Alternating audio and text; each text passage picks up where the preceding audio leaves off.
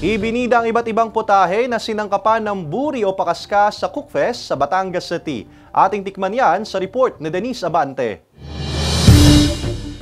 Ang mga Batangan tuwing may handaan, hindi mawawala riyan ang humba at pangmatamisan. Sa isinagawang Cookfest sa lungsod ng Batangas, tampok ang ipinagmamalaking buri o pakaskas, ang pampatamis na ipinagmamalaking produkto mula sa Isla Verde. Manamis-namis na medyo maasim ang lasa ng ordinaryong humba, kasama ang nagmamantikang taba ng liempo ng baboy, buong paminta, toyo, suka at asukal. Pero sa kompetisyon, syempre, dapat mayroong kakaiba at dapat na ipagmalaki ang sariling atin. Kaya sa halip na white, brown o anumang uri ng asukal, pakaskas ang ginamit na pampatamis. Ang 60 anyos na si Mang Pedro mula sa sitio San Antonio sa Isla Verde, may espesyal daw na ingredient sa kanyang nilutong humba. Yung pagmamahal at pagaling sa pagluluto.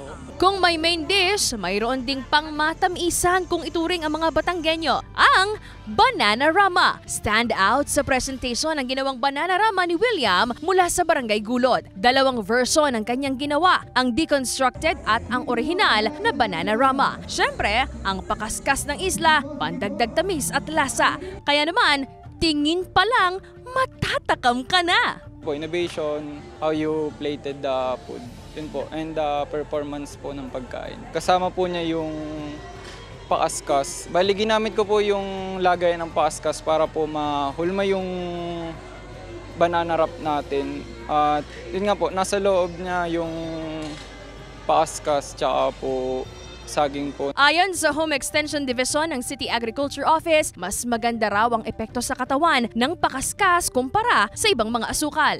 May mga pag-aaral na nagsasabing ang glucose index ng ating pakaskas ay mababa. So, hindi ito masyado nakapagpapataas ng ating sugar sa katawan. Kaya magaling daw ito sa mga may diabetes. Tuloy-tuloy pa rin naman yung pag-aaral at di sana nga ay maging mababa nga ang glucose index. Ang glucose o glycemic index ang makapagpapasya kung mataas ba o mababa ang blood sugar level na nakukuha mula sa pagkain. Kaya sa mga diabetic o health conscious, magandang alternatibo raw ang pakaskas na pampatamis sa mga lutuin o inumin ayon sa otoridad.